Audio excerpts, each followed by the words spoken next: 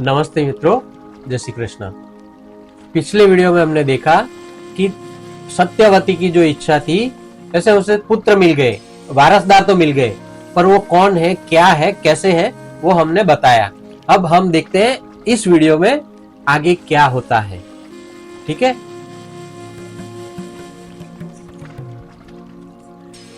विदुरा वस्त्र પહેરીને ચાલી સાસુજી પાસે આવી। સુણો સાસુજી હું ભક્ત દીકરો લાવી। મત્સ્યગંધા કહે સુસારો લાવી, હમે હમારું ઘર બેઠું। જગત તણી કહેવત છે, ઘરવંટ્યું ભગતડું પેઠું। એટલામાં આવ્યા વેદવ્યાસ મત્સ્યગંધાની પાસે। કેમ માતા થઈ સુખ સાતા, તવ બોલી થઈ उदास।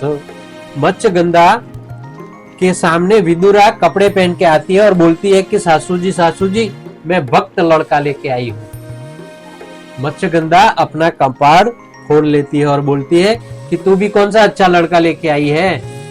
एक कहावत है कि जिसके घर में भगत बैठा वो घर बेकार हो जाता है, तो तू घर में भगत लेके आई है, इससे मेरा कुछ काम होने वाला नहीं है। तब वेद व्यास जी अपने एकांत स्थल से निकल के मत्स्यगंधा अपनी माता के पास आते हैं और बोलते हैं कि क्या हुआ माता जी, आप अभी दुखी क्यों हैं? आपको मैंने 3 पुत्र दिए हैं, फिर भी आप दुखी हैं।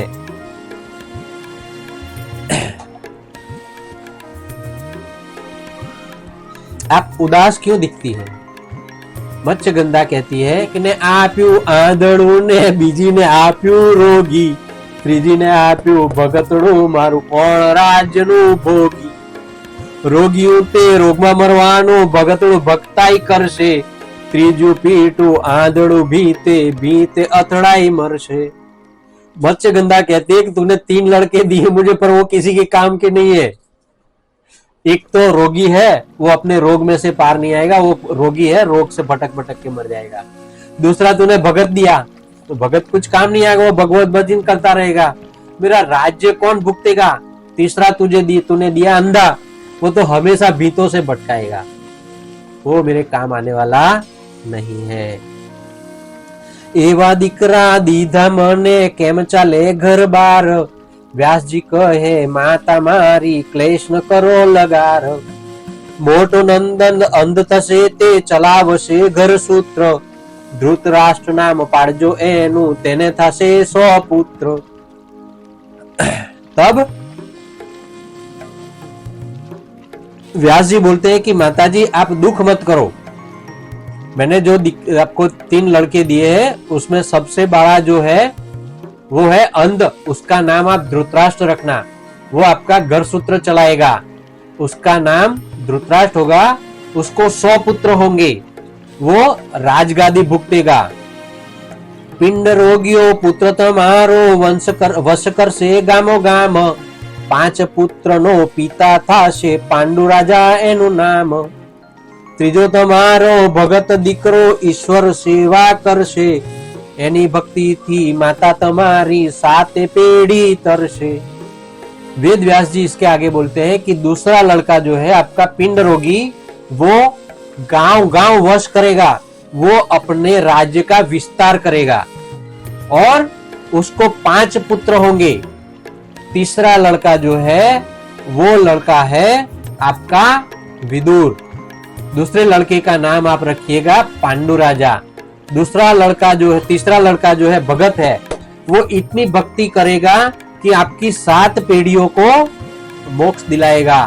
तो आपको 3 लड़के मिले हैं, आपको दुख करने की कोई जरूरत नहीं है। एने पेटे नहीं थाई प्रजा, धरजो विदुरजी नाम। एवा वचन सांभळीने प्रसन्न थया तमाम। धन्य महाराजा दुख पेड्यू, तव थया विदाय। व्यास जी ने वचने गर्भवती, थई 3 कन्याय।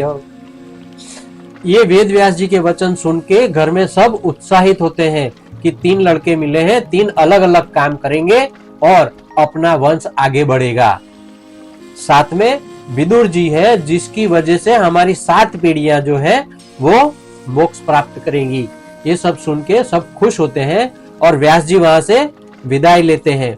यहाँ क्या होता है आगे कि तीनों लड़कियों को जो नेत्र से व्यास जी ने वीर्यदान दिया था वो तीनों गर्भवती हो जाती हैं। 10 मासे पुत्र प्रगट्या परभव नो संबंध अंबे नारी ने उपजो ते बेउ नेत्र थी अंध। ધૃતરાષ્ટ્ર નામ એનું પાડ્યું અંબિકા ને બીજો તાય પિંડ રોગીઓ પણ પરાક્રમી નામ ધાર્યું પાંડુરાય।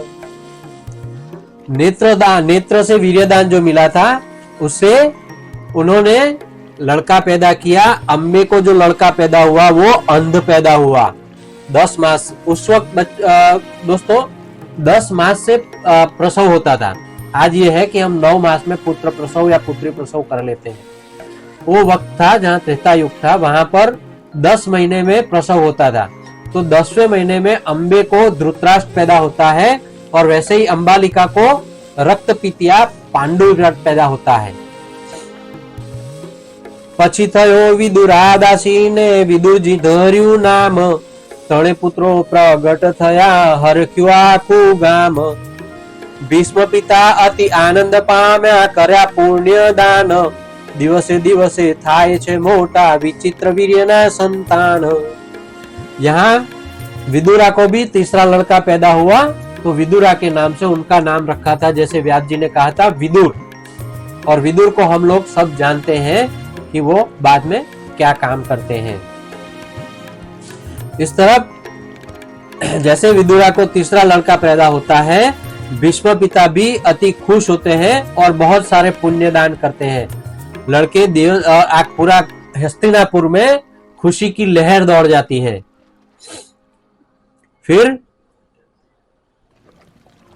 विचित्र वीर्य के तीनों संतान दिन ब दिन बड़े होते जा रहे हैं और भीष्म पिता खुश होते जा रहे हैं। 5-5 वर्षना थया पुत्रो करे छे विद्याभ्यास ते समये विचित्र वीर्यनो देह थयो त्या नाश। પછી પાછા ભીષ્મ પિતાએ ચલાવવા માંડ્યું રાજ અંધને અભ્યાસ મોડે કરાવે राजनीतिનું કાજ। 5 साल पूरे हुए बच्चों के, तब विचित्र वीर्य जिसको जलंधर रोग हुआ था उसका स्वर्गवास होता है। उसके बाद फिर भीष्म पिता के सिर पे वही जिम्मेदारी जो पुरानी थी वो वापस आ जाती है। 5 साल के बच्चों के साथ अपने राज का काज भी संभालना है और 5-5 साल के तीनों बच्चों को राजकाज का अभ्यास भी करवाना है। तो विदुर जी भीष्म जी क्या करते हैं कि धृतराष्ट्र जो है वो पढ़ नहीं सकता तो उसको पढ़ के सुनाते हैं। वो खुद बोलते हैं और धृतराष्ट्र को सुनाते हैं, जिससे कि धृतराष्ट्र को राज का कार्यभार कैसे संभालना है उसका ज्ञान हो। पांडुराजाए बाण विद्या भणावे भीष्म पिताय विदुर जी विद्या भणे नहीं गोविंद ना गुण गाय।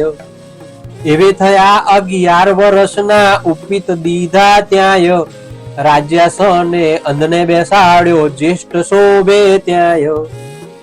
जैसे 11 साल के बच्चे हुए तीनों, तो उन्होंने तीनों को उपवीत दिया, जैसे विचित्र वीर्य और चित्रांगद को दिया था। और उसके बाद उन्होंने राजगद्दी सौंपी धृतराष्ट्र अंध को और पांडु राजा अपना काम करने लगे। उन्होंने बाण विद्या सीखी, पर विदुर जी ने कोई विद्या नहीं ली। विदुर जी हमेशा अपना भजन करते रहे। दोस्तों, इस वीडियो में हमने देखा कि अब जो कुरु वंश है वो आगे बढ़ रहा है, जिसको हमें आगे बहुत कुछ जिसके बारे में देखना है। वो धृतराष्ट्र, पांडव और विदुर जी तीनों का यहाँ जन्म हो चुका है और वो 11 साल के हो गए। अब वो राजकाज में प्रगाढ़ होते जा रहे हैं। इसके बाद के वीडियो में हम देखेंगे कि आगे उन तीनों के बारे में क्या है, विधाता ने उनके लिए क्या लिखा है। जय श्री कृष्ण, नमस्ते।